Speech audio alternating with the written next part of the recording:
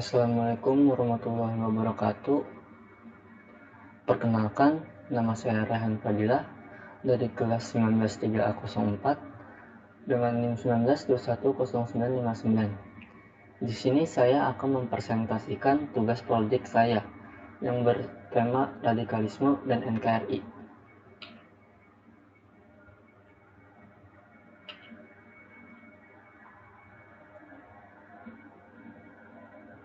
Di penjelasan kali ini saya akan menjelaskan latar belakang, tren dan isu, praktik terbaik mencegah radikalisme, tantangan radikalisme di Indonesia, dan kesimpulan.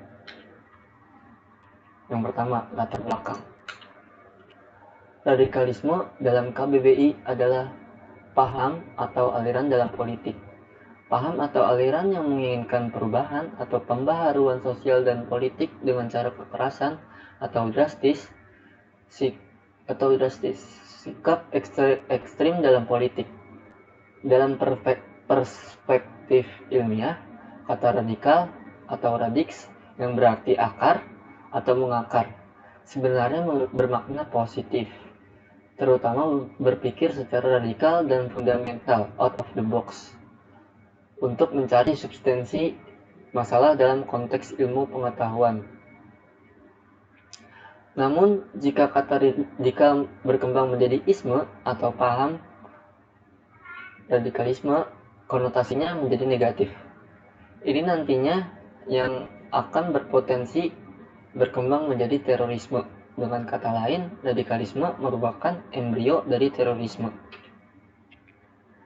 Menurut UU 05 tahun 2018, terorisme adalah perbuatan yang menggunakan kekerasan atau ancaman kekerasan yang menimbulkan suasana teror atau rasa takut secara meluas, yang dapat menimbulkan korban bersifat massal dan atau menimbulkan kerusakan atau kehancuran terhadap objek vital yang strategis, lingkungan hidup, fasilitas publik, dan fasilitas internasional dengan motif ideologi, politik, atau gangguan keamanan. Yang kedua, tren dan isu. Tren, aksi separatis yang dilakukan kelompok kriminal bersenjata atau disebut juga KKB di tanah Papua tak kunjung selesai. Kabar terbaru pada hari Sabtu tanggal 16 Juli 2022 di Kampung Nogolait, Kabupaten Enduga, anggota KKB kembali melakukan aksi keji kepada warga sipil sehingga mengakibatkan korban luka dan jiwa. Aksi keji yang dilakukan KKB tersebut diangkat menjadi tema sentral dalam acara diskusi bertajuk Dialektika Demokrasi dengan tema KKB Papua kembali berulah, di mana kehadiran negara. Yang kedua, isu 6 motif KKB beraksi di Intan Jaya. Sejak beberapa tahun terakhir, kelompok kriminal bersenjata bermunculan di Intan Jaya, Papua, dengan motif dan latar beragam. Mereka umumnya para pengangguran. Yang pertama, dendam pribadi karena kematian keluarga. Yang kedua, motif ekonomi karena mereka umumnya pengangguran. Yang ketiga, menikmati eksistensi diri dan kelompok. Yang keempat, dimanfaatkan untuk mengganggu lawan politik. Yang kelima, dimanfaatkan sebagai bagian dari perubatan deposit emas. Yang keenam, menarik agar mendapatkan proyek bisnis.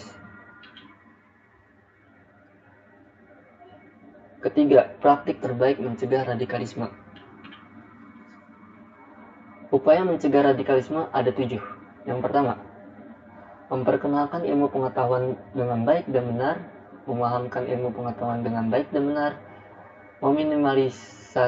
meminimalisir kesenjangan sosial, menjaga persatuan dan kesatuan, mendukung aksi perdamaian, meningkatkan pemahaman akan hidup kebersamaan, dan menyaring informasi yang didapat.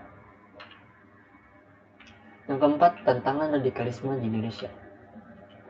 Radikalisme pada umumnya diartikan sebagai paham yang menghendaki terjadinya perubahan signifikan dalam bidang politik dan juga sosial. Pendekatan yang dipakai dengan cara ekstrim atau kekerasan yang berpotensi terjadinya konflik. Bentuk perwujudan dan gerakan radikalisme bervariasi. Dalam tulisan Ahmad Jainuri dikatakan bahwa radikalisme dari perspektif pemikiran didasarkan pada keyakinan tentang nilai, ide, dan pandangan yang dimiliki oleh seseorang yang dinilainya sebagai yang paling benar dan menganggap yang lainnya salah. Permasalahan kritis dan tantangan radikalisme teroris di Indonesia. Yang pertama, belum adanya perangkat hukum yang menjerat seseorang yang menyebarkan kebencian. Yang kedua, mudahnya akses informasi melalui jaringan internet ataupun media cetak dan buku-buku yang membuat ajaran radikalisme terorisme. Yang ketiga, histori pemahaman jihad dan mati syahid sebagai amalan tertinggi dalam Islam. Kelima, kesimpulan. Di sini saya mengambil kesimpulan dari makalah yang saya buat sebelumnya. Yang pertama ada Arsul Asani mengungkapkan pandangannya bahwa konflik di Papua harus dilihat dari sisi demografi dan sosial Papua dengan daerah lain yang pernah konflik, yaitu Aceh. Dalam perbandingan ini, Arsul melihat bahwa memang persoalan Papua ini jauh lebih kompleks. Penyelesaiannya jauh lebih rumit dan konflik di Aceh. Aksi KKB akhir-akhir ini terfokus pada wilayah-wilayah konflik, tidak hanya menyasar orang asli Papua, tapi juga masyarakat umum yang selama ini mencari nafkah sebagai pekerja maupun sebagai pemukim.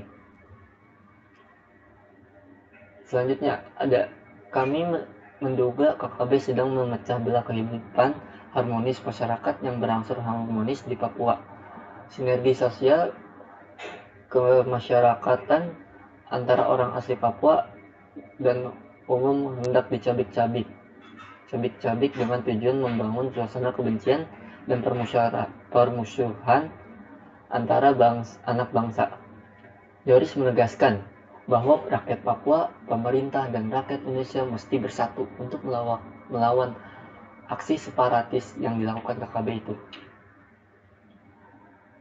6 motif KKB beraksi di Intan Jaya. Yang pertama ada dendam pribadi karena kematian keluarga. Yang kedua motif ekonomi. Yang ketiga menikmati eksistensi diri dan kelompok. Yang keempat dimanfaatkan untuk mengganggu lawan politik. Yang kelima dimanfaatkan sebagai bagian dari perbuatan deposit emas. Yang keenam menarik agar mendapatkan proyek bisnis. Yang terakhir ada sebanyak 14 pekerja dilaporkan menjadi korban serangan KKB di Teluk Bintuni, Papua Barat. Di antara 14 korban tersebut, 4 orang tewas, 9 selamat, dan 1 korban hilang. Mungkin segitu aja yang bisa saya sampaikan, kurang lebihnya mohon maaf. Assalamualaikum warahmatullahi wabarakatuh.